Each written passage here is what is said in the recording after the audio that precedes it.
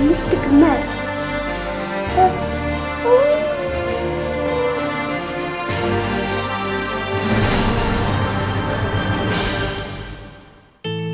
Арх гэдэг гашуун усыг өвөө.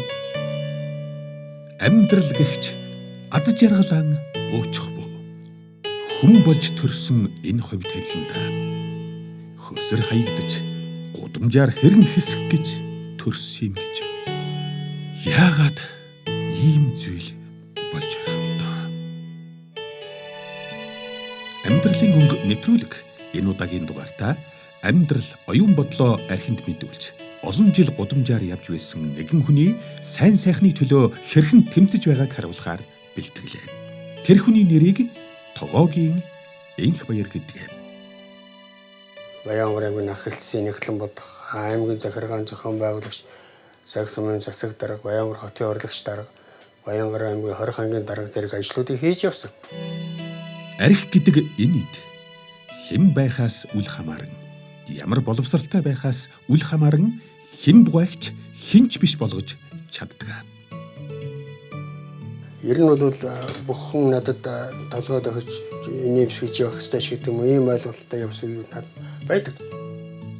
Энхбаяр удирдах албан тушаалын ажил хийж байсан учраас ажлаа бүтээхээр ирсэн хүн бүр архи өгдөг байснаар түүнийг гудамжны архичингаар нь дуудуулахад нь хүргэх болжээ.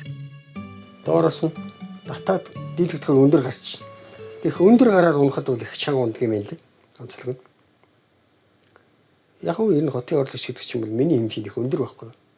Ингээд Энхбаяр гудамжинд явж байхад нь түүний удирдлагын доор байсан нэгэн хүн таарснаар амьдрал нь өөрчлөгдөх их суурийг тавьсан байна.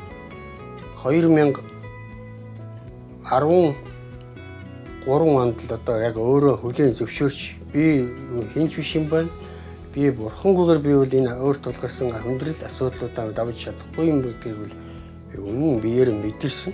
Ингээд амьдралын их булаг төвд ирснээр архинд үгүй гэж хэлж сурсан бөгөөд цаашдаа уг төвдөө өөрөө ажиллаж эхэлжээ. Тэгээ энэ үйлчлэлийг мөн 2 жил орчим хийсэн. Тэгээ өнгөрдөг 1-р сараас мөн би энэ өөрийнхөө төвийг мөн арай нэг өөр загвараар ажиллуулах надад бодол байсан. Тиймээс 4 хүнтэй санал нийлж шинээр төрийн бус байгууллага байгуулад Харихт зам гэдэг төвийг шинээр байгуулсан. Биднийг энэ төвд байх хооронд хөдөөнөөс ирсэн нэгэн гэр бүл очих газар байхгүйгээд ирсэн байлаа. Хүүхэд нь хөлөө хугалсан учраас эмнэлгээр явхад эмнэлгүүд хүлээн авахгүй байна гэд тус төв дээр ирсэн нь инээ гэх мэтчлэн олон хүнд сайн үес хийж байгаа энэ газрыг дэмжиж тус болоосой хэмээн нэвтрүүлэг үзэн суугаа та бүхэнд хүрээлж байна. Пүү па гэлгүүгээр байгаагаар минь сүм цуглаандаа явуулж байгаагаар минь хүлээж авч байсан тэр гэрэн дүрслэмжтэй өдрийг би өнөөдөр их баяртай дурсаж байдаг. Миний амьдралд ямар их хар бараа мөр үлдээдэг, ямар их хар сүүдэр үлдээдэг би биеэрээ мэдэрсэн хүн учраас нэг хүнийгс нэг өдрийн өмнө ч гэсэн энэ амьдралаас салж хагасаасаа гэрэл гэгээтэй амьдраасаа л гэж одоо хүсэж явдаг.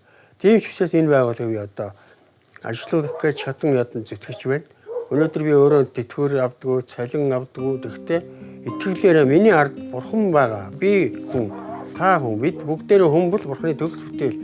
Бурхан өөрийнхөө төгс бүтээлийг хайрладаг, өөр хүүхдээ хайрладаг. Бидний аав ээжтэй адилхан бурхан бол бидний аав аавжийн аав ээж. Ийм учраас тэр аав ээж бидний хизээ дэвэж өрөөнө гэж итгэж явдаг учраас би энэ төлөө цөхрөлтгүй зүтгэж байгаа одоо бол.